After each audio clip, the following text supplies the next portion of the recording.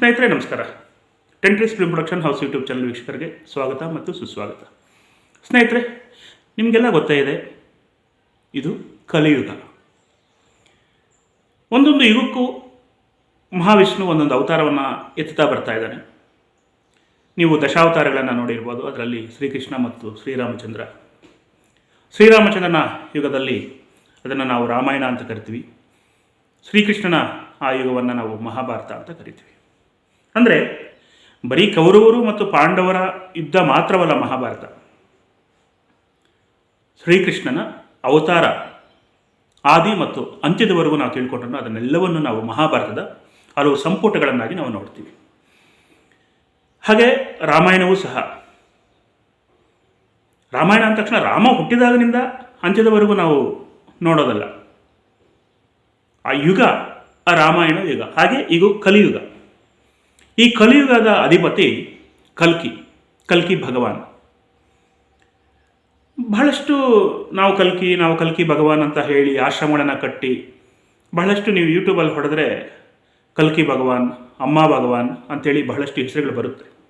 ಆದರೆ ನಿಜವಾಗಿಯೂ ಕಲ್ಕಿ ಹುಟ್ಟಿರೋದು ಕರ್ನಾಟಕದಲ್ಲಿ ಅನ್ನೋದು ನಮ್ಮ ಹೆಮ್ಮೆ. ಅದು ನನಗೆ ಗೊತ್ತು. ಯಾಕೆಂತಂದರೆ ರಾಮಾಯಣವನ್ನು ಕುರಿತಂತೆ ನಾರದ ಮಹರ್ಷಿಗಳು ಒಂದು ಹುತ್ತಕ್ಕೆ ಬಂದು ಹೇಳ್ತಾರೆ. ಮಹಾವಿಷ್ಣು ಹೇಳ್ತಾನೆ, ನಾನು ಮುಂದಿನ ಯುಗದಲ್ಲಿ ರಾಮನ ಅವತಾರವನ್ನು ಎತ್ತುತ್ತೀನಿ, ಹೀಗಾಗುತ್ತೆ ಎಲ್ಲವನ್ನ ಹೇಳಿರ್ತಾರೆ. ಮೊದಲೇ ಹೇಳಿರ್ತಾರೆ. ಸೀತೆಯನ್ನು ವನವಾಸ ಕಳಿಸೋದಾಗಲಿ, ಲವಕುಶರು ರಾಮನ ಜೊತೆ ಯುದ್ಧ ಆಡೋದು, ಪ್ರತಿಯೊಂದವನ್ನು ವಿಷಯ ತಿಳಿಸಿರ್ತಾರೆ. ಆದರೆ ನಾರದ ಮಹರ್ಷಿಗಳು ತಾನು ಕೇಳಿದ್ದನ್ನು ಬೇರೆಯವರಿಗೆ ಹೇಳಲೇಬೇಕು. ಅದರಿಂದ ಒಂದು ಹುತ್ತಕ್ಕೆ ಬಂದು ಹೇಳ್ತಾರೆ. ಅದು ಹುತ್ತ ಅಂದ್ಕೊಂಡಿರ್ತಾರೆ. ಆ ಹುತ್ತದಲ್ಲಿ ವಾಲ್ಮೀಕಿ ಇರ್ತಾರೆ, ತಪಸ್ಸನ್ನು ಮಾಡ್ತಾ ಇರ್ತಾರೆ. ಇವರು ಹೇಳಿದ ಆ ಮಹಾಕಾವ್ಯವನ್ನು ಆಲಿಸಿಕೊಂಡ ಆ ವಾಲ್ಮೀಕಿ ಮುಂದೆ ಅದನ್ನು ರಾಮಾಯಣ ಅಂತ ಹೆಸರಿಟ್ಟು ಅದನ್ನು ಬರೀತಾರೆ. ಅದು ರಾಮನ ಯುಗ. ಹಾಗೆ ಈ ಕಲ್ಕಿಯ ಬಗ್ಗೆ, ಕಲಿಯುಗದ ಈ ರಾಮಾಯಣವನ್ನು ಬರೆಯೋಕ್ಕೆ ಕಲಿಯುಗದ ವಾಲ್ಮೀಕಿ ಒಬ್ಬರು ಹುಟ್ಟಿದ್ದಾರೆ. ಕಲ್ಕಿಯೇ ಅವರಿಗೆ ಹೇಳಿ, ನಾನು ಈ ರೀತಿ ಹೀಗೆ ಅಂತೆಲ್ಲ ಹೇಳಿ ಬರೆಸ್ತಿದ್ದಾರೆ. ಆ ಕಲ್ಕಿಯ ಬಗ್ಗೆ, ಆ ನಿಜವಾದ ಒಂದು ಕಲ್ಕಿಯ ಬಗ್ಗೆ, ಕಲ್ಕಿ ಭಗವಾನ್ ಬಗ್ಗೆ ಇಡೀ ಪ್ರಪಂಚಕ್ಕೆ ಅರಿವು ಮೂಡಿಸಬೇಕು ಅನ್ನೋ ಒಂದು ದೀಕ್ಷೆ ಆ ಕಲಿಯುಗ ವಾಲ್ಮೀಕಿ ಆ ದೀಕ್ಷೆಯನ್ನು ಹೊತ್ತೊಯ್ದಿದ್ದಾರೆ. ಅವರಿಗೆ ಸಹಪಾಠಿಯಾಗಿ ನಾನು ಒಬ್ಬನ ಜಾಯನ್ ಆಗ್ತಾ ಇದ್ದೀನಿ ಅನ್ನೋದರಲ್ಲಿ ನನಗೊಂದು ಹೆಮ್ಮೆ ಇದೆ. ಅತಿ ಶೀಘ್ರದಲ್ಲೇ ಈ ಕಲಿಯುಗದ ಅಧಿಪತಿ ಕಲ್ಕಿ ಭಗವಾನ್, ಕಲ್ಕಿಯ ಬಗ್ಗೆ ಮತ್ತು ಆ ಕಲಿಯುಗದ ವಾಲ್ಮೀಕಿ ಬಗ್ಗೆ ಇಡೀ ಪ್ರಪಂಚಕ್ಕೆ ತಿಳಿಸುವ ಒಂದು ಯೋಜನೆಗಳು ರೂಪುಗೊಳ್ತಾ ಇದೆ. ಆ ಯೋಜನೆಗಳಲ್ಲಿ ನೀವು ಭಾಗಿಯಾಗಬಹುದು. ಅದು ಒಂದು ಪುಸ್ತಕದ ರೂಪದಲ್ಲಿ ತರಬಹುದು, ನಾವು ಒಂದು ಧಾರಾವಾಹಿಯ ರೂಪದಲ್ಲಿ ತರಬಹುದು, ಅಥವಾ ಒಂದು ಸಿನಿಮಾ ರೂಪದಲ್ಲಿ ಬರಬಹುದು.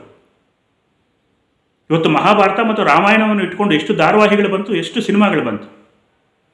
ಅದೇ ರೀತಿ ಈ ಕಲ್ಕಿ ಭಗವಾನ್ ಬಗ್ಗೆ ಎಲ್ಲುಟ್ಟದ, ಏನು ಮಾಡ್ತಿದ್ದಾನೆ ಈಗ, ಹೇಗೆಲ್ಲ ಮಾಡ್ತಾ ಇದ್ದಾನೆ, ಏನೆಲ್ಲ ನಡೀತಾ ಇದೆ, ಇವತ್ತು ಪ್ರಪಂಚದಲ್ಲಿ, ವಿಶ್ವದಲ್ಲಿ, ಸೃಷ್ಟಿಯಲ್ಲಿ, ಪ್ರಕೃತಿಯಲ್ಲಿ ನಡೀತಾ ಇರೋ ಎಲ್ಲ ಕಾರ್ಯಗಳಿಗೂ ಈ ಕಲ್ಕಿ ಭಗವಾನ್ ಯಾವ ರೀತಿ ಪ್ರಚೋದನೆ ನೀಡ್ತಾ ಇದ್ದಾನೆ, ಯಾವ ರೀತಿ ಆಟ ಆಡಿಸ್ತಾ ಇದ್ದಾನೆ ಅನ್ನೋದ್ರ ಬಗ್ಗೆ ಬಹಳಷ್ಟು ಕಥೆಗಳು ಹುಟ್ಟುಕೊಳ್ಳುತ್ತೆ. ಅದನ್ನು 3 ಗಂಟೆಯ ಸಿನಿಮಾದಲ್ಲಿ ನಾವು ಮಾಡೋಕ್ಕಾಗೋದಿಲ್ಲ.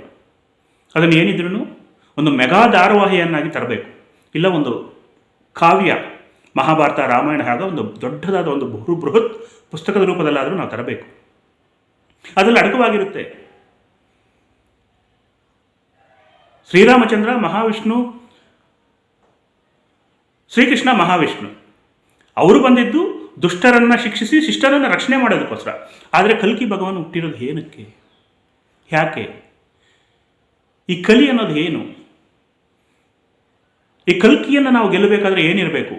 ಒಂದು ತಾಳ್ಮೆ, ಒಂದು ಜ್ಞಾನ, ಒಂದು ಆಧ್ಯಾತ್ಮ, ಆಧ್ಯಾತ್ಮ ಅಂದರೆ ಏನು, ತಾಳ್ಮೆ ಅಂದರೆ ಏನು, ಜ್ಞಾನ ಅಂದರೆ ಏನು, ಅವುಗಳನ್ನ ಪಡೆಯೋದೆಲ್ಲಿ, ಪಡೆಯೋದು ಹೇಗೆ, ಇವೆಲ್ಲವೂ ಆ ಕಾವ್ಯದಲ್ಲಿ ಅಡಕವಾಗಿರುತ್ತೆ, ಇಲ್ಲ ನಾವು ಮಾಡುವ ಧಾರಾವಾಹಿಯಲ್ಲಿ ಅಡಕವಾಗಿರುತ್ತೆ.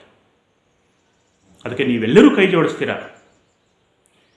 ಕೈ ಜೋಡಿಸ್ಬೇಕಾದ್ರೆ ಏನು ಮಾಡಬೇಕು, ಹೇಗೆ, ಇಷ್ಟಕ್ಕೂ ಆ ಕಲಿಯುಗದ ವಾಲ್ಮೀಕಿ ಯಾರು, ಆ ಕಲ್ಕಿ ಯಾರು, ಇವೆಲ್ಲಕ್ಕೂ ಉತ್ತರ ಅತಿ ಶೀಘ್ರದಲ್ಲೇ ದೊರೆಯಲಿದೆ. ಎಲ್ಲಕ್ಕೂ ಉತ್ತರ ನಾನು ಈಗ ಸದ್ಯಕ್ಕೆ ಆ ಕಲಿಯುಗದ ವಾಲ್ಮೀಕಿಯವರ ನಂಬರ್ ಸಮೇತ ನಾನು ನಿಮಗೆ ಕೊಡಬಲ್ಲೆ. ಹೆಚ್ಚಿನ ಮಾಹಿತಿಗೋಸ್ಕರ ಸಂಪರ್ಕಿಸಿ. ಇಡೀ ವಿಶ್ವಕ್ಕೆ ಈ ಕಲ್ಕಿಯ ಬಗ್ಗೆ ನಾವು ತಿಳಿಸಬೇಕಾಗಿದೆ. ನಾವು ಫಸ್ಟ್ ತಿಳಿದುಕೊಂಡು ಅದನ್ನು ಇಡೀ ವಿಶ್ವಕ್ಕೆ ನಾವು ತಿಳಿಸಿದ್ರೆ ನಮಗೂ ಶ್ರೇಯಸ್ಸು, ಇಡೀ ವಿಶ್ವಕ್ಕೂ ಶ್ರೇಯಸ್ಸು ಅಂತ ಹೇಳ್ತಾ ನಿಮ್ಮ ಗಾಂಧಿ. ನಮಸ್ಕಾರ.